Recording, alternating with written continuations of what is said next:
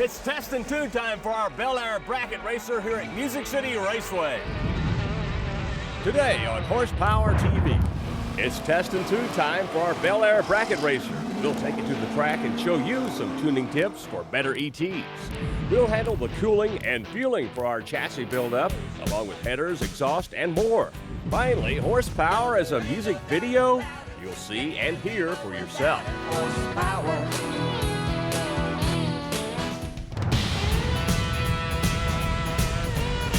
So hang on for Horsepower TV.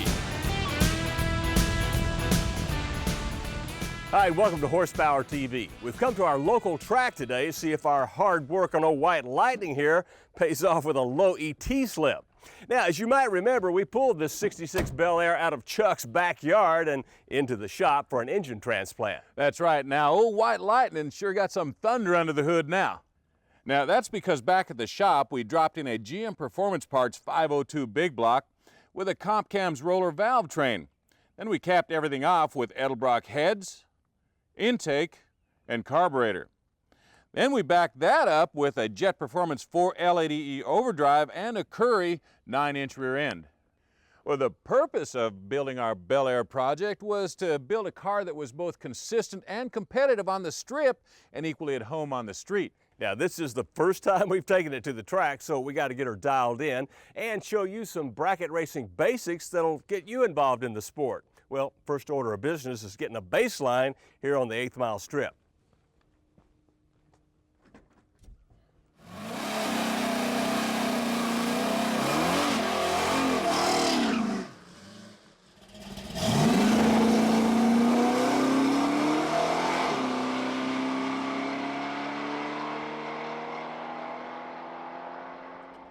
All right, that's a good place to start. 832 ET on an 8th mile track, 86 miles an hour. Not bad. In fact, it felt real good going down the track. Yeah. Now, before we do any tuning changes, though, it's always a good idea to pull the plugs and see where the jetting's at. Well, that looks pretty good. Now, if you've got a black or dark gray coating on here, well, that means that your carb is too fat. But if that porcelain down there is bone white, well, your carb is too lean. Now, since this thing looks pretty close to being on the money, we're going to leave the carb alone, and instead we're going to bump the timing a couple of degrees, see what happens.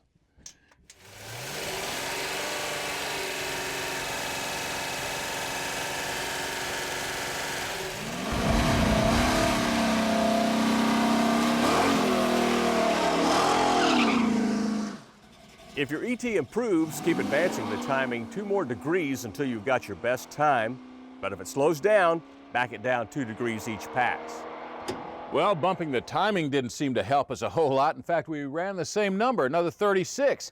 But even though our plugs tell us our jetting's pretty close, I'm going to go ahead and fatten up the secondary, see if we can get this thing to pick up.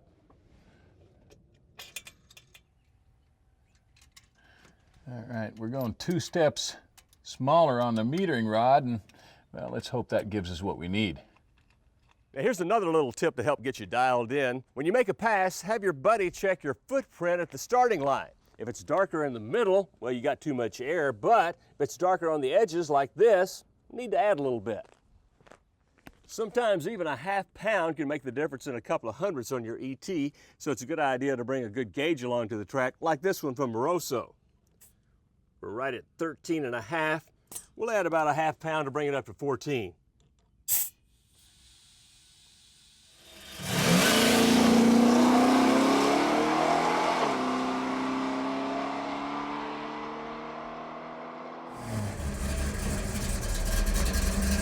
All right, man, at 822, that's your best pass yet. All right, looks like we're heading in the right direction by fattening up the secondaries, and man, I'm sure there's a lot more left in it. But I'll tell you what, you don't need to have a big block with high horsepower to have a lot of fun bracket racing at your local track. After all, bracket racing is all about dialing in a number and running as close to it as possible without breaking out. That's right. Well, a lot of young guys these days are running cars like this Honda that we borrowed from Akamoto Racing Sports. Now, this one's loaded with their cold air kit. Otherwise, it's pretty well bone stock.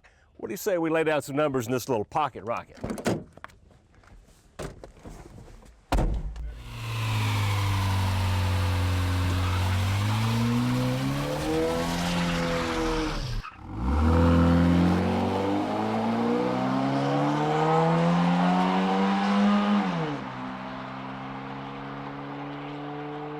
All right, after a couple of time trials, I'm going with an 1185 with this Honda. And I've dialed in an 830, and it's time to race. Loser buys refreshments.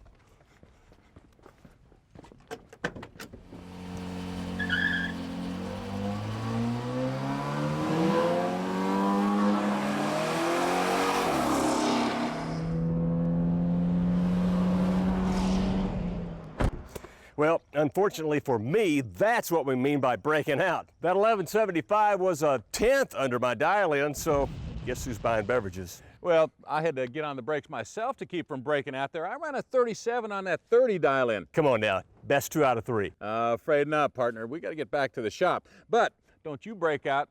We'll see you there right after this.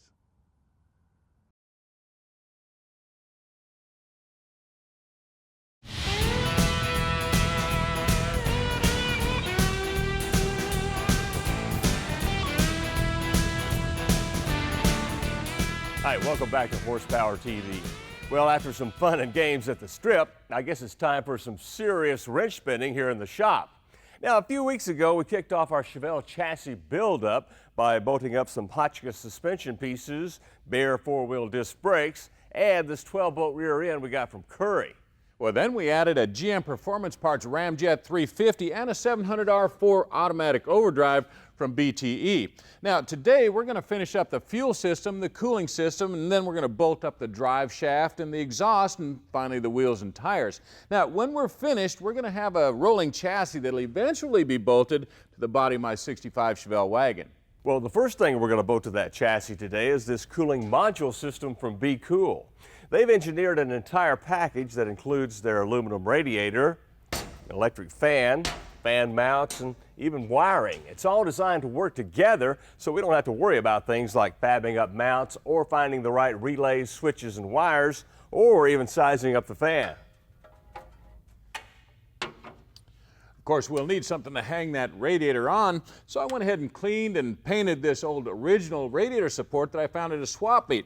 Now, it just bolts to the frame right here. All right, I guess we're ready for this now. As you can see, I've mounted the fan to the radiator. This whole thing bolts to the support using the holes in the radiator's flange. Here, let me give you a hand. Thank you. All right. Well, now we're ready to start working on our fuel system. Now, if you remember last time, we installed a set of lines from the Right Stuff Detailing, and well, now we're going to connect them to this custom stainless tank that we ordered from Rock Valley. Now, over here, we've cut away one of their tanks to show you some of the features they've included to make them compatible with a fuel-injected system. There are several internal baffles designed to keep the fuel from sloshing around, and a special sump right here that surrounds the in-tank electric pump to keep it submerged in fuel. Now, you'll also notice that it has pickup and return lines, plus the fuel sending unit is calibrated so it's compatible with a stock fuel gauge. Now, they can custom build a tank for just about any application, and check this out. They even bent me a couple of mounting straps. Now, before we can drop in our tank, we need to install this fuel sending unit, and the first step is to measure the depth of the tank. About 6.5 inches. Now, using this chart that comes with our kit, we have to determine the distance between this mounting flange and the center of the float pivot, and it tells us 3¼ inches. There we go. Now the final step is to adjust the length of this float arm. And again, using our chart, we determined it's supposed to be 3.8 inches from its center to the center of our float pivot. There we go. Now we'll just insert this arm into the float pivot up to our mark. After I tighten down this screw, we'll cut off the excess. After installing the gasket under the flange, insert the float ball through the opening, making sure it's got plenty of room to move. Then tighten the 5 mounting screws, and you're ready to set the tank in place. Lower it in place on top of the mounting straps, and connect the stainless braided lines that we fabricated for the pickup and return lines. This Ramjet 350 makes 350 horsepower, so it's got to have an efficient exhaust system. This one starts with jet hot headers with their metallic ceramic coating. Now, they're available in colors. We opted for this chrome-like sterling finish. Not only looks good, but it'll help make horsepower by holding in heat and making the engine more thermally efficient. Hey, the rest of the exhaust is pretty efficient too. Now, we're using an American Thunder system from Flowmaster with 2.5-inch mandrel bent aluminized pipes and their 30 series mufflers.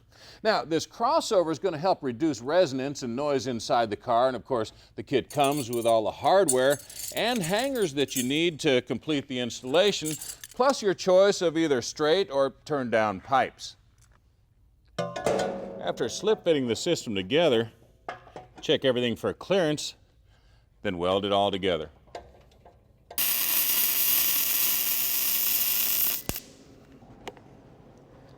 Hey man, after welding up this system, I'm exhausted. Yeah, and so are your puns, but we got more chassis buildup coming down the pipe. Oh, you got me doing it now. Stay tuned, we'll be right back.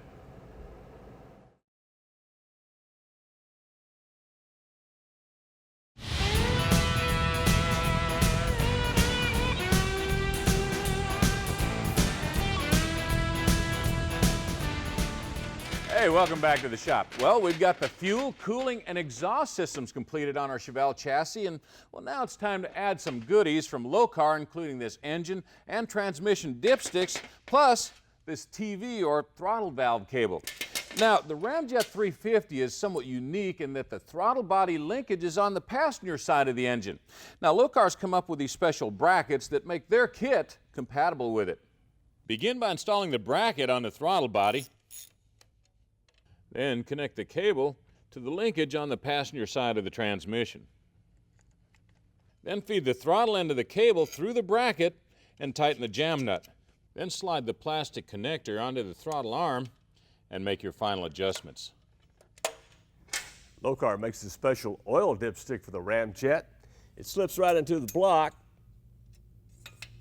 and attaches to one of these header bolts. Now the transmission dipstick plugs right in too, and it attaches to the firewall, well, once we get one. To get the proper length drive shaft, we had to measure from the back of the tail shaft housing to the center of the differential yoke. Then we gave that dimension to the driveline shop so they could fab up this aluminum drive shaft for us. Now, this thing uses thick wall, 3.5-inch tubing, and they went ahead and added that heavy-duty 1350 series U-joint. Now, it's also been dynamically balanced, and we popped for that extra cost polish finish. Hey, this thing is really starting to shape up. What do you think? But to be a real roller, well, we got to have some wheels and tires. Obviously, Chuck's wagon's got some serious brake and suspension pieces now, so we need some serious rubber. We're going with Goodyear Eagle F1s. They've got a proven race design that'll give us plenty of grip on dry surfaces. Plus, they're designed to channel water away from the contact patch, and that'll prevent aquaplaning and improve wet traction as well. Now, these Goodyears are 275/40/17s, and hey, we've mounted these monsters on some 9.5 by 17 American Torque Thrust 2s. Now, just check out that nostalgic look. They brought back the gray spokes, but they've made the rim diameters available up to 20 inches. Now, that way you can get that nostalgic appearance and still run some high-tech rubber. I tell you what, man, we got us one classy chassis now, plus she rolls as well. Well, don't you roll away anywhere. There's a lot more horsepower ahead, so stay put. Horsepower, it'll get you all. Horsepower, you got to show 'em who's boss.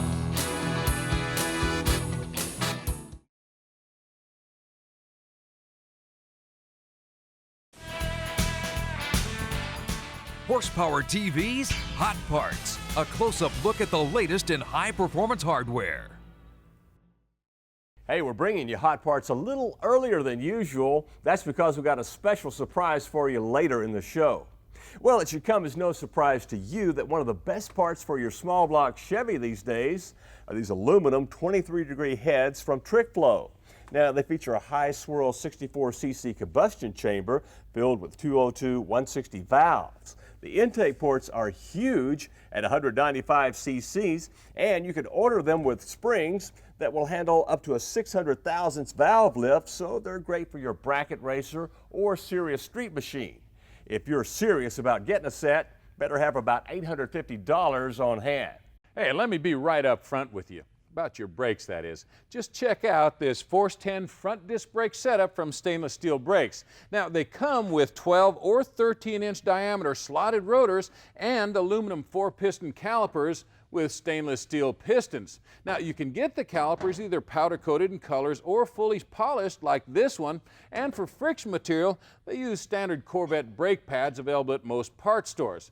Now, they also use stainless steel hardware from ARP to hold everything together, and they're available for most popular applications. Now, if you want to bolt up a set, they're going to cost you about $700. Well, let's see now. We got heads for go, brakes for whoa.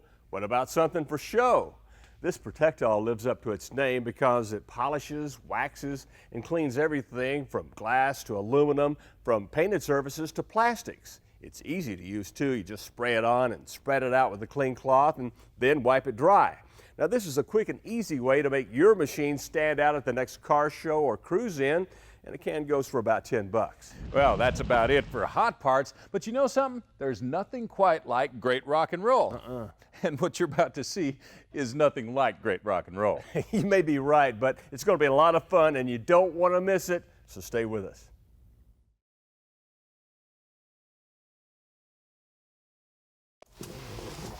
Hi guys, and welcome back to the show. Right now, to celebrate 5 years of Chuck, Joe, and the hottest high-performance show on television, it's a musical tribute to Horsepower TV, featuring the ultimate garage band, the Gearheads. Get it, Joe.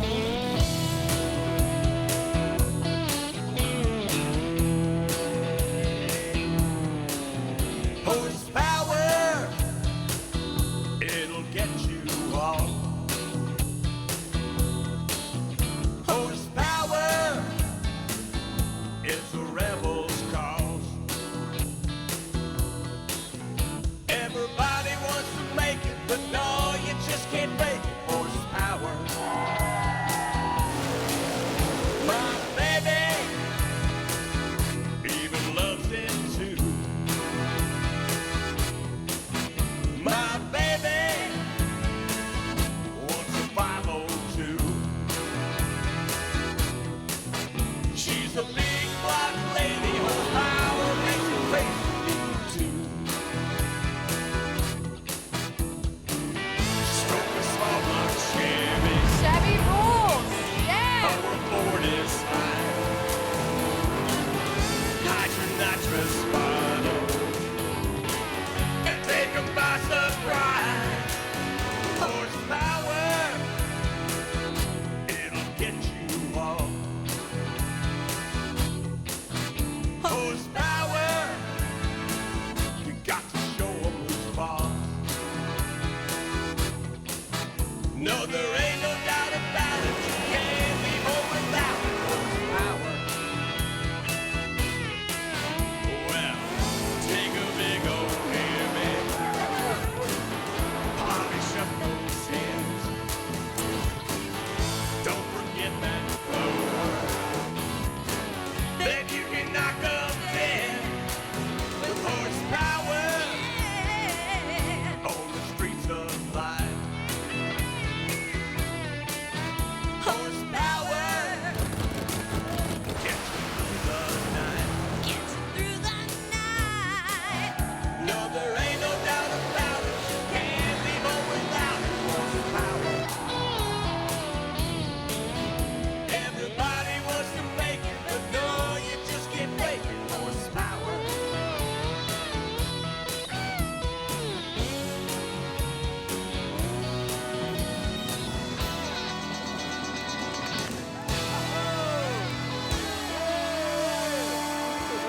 All right, and now let me introduce the Gearheads. On background vocals, Miss Vicki Reed. On drums, Stu Olson. On the truck and guitar, Mr. Stacy David and Dana Hester on keys. And my partner on the hot traction bar guitar, Mr. Chuck Hot Licks Hansen. Hey, now that was a lot of fun, but I don't think we ought to quit our day jobs just yet. And now you're probably right. Here's what's on next week. We'll install a new clutch on our 351 Windsor engine before we drop it into our 65 Project Pro Touring pony car. We'll also bolt on a high-performance Tremec transmission. Then, after some welding and grinding, we'll bolt up a special trans mount and new drive shaft. In our horsepower happening, we'll tour the high-performance training center of the future out in Laramie, Wyoming. And remember, high performance fun is what this show is all about. Let's take it to the house, boys. Hit it, Joe.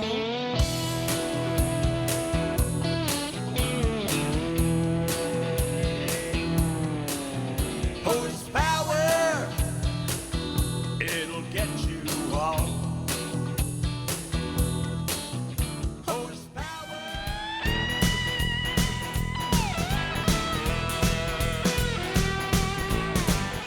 For information about the products used in today's show and more, check us out online at horsepowertv.com.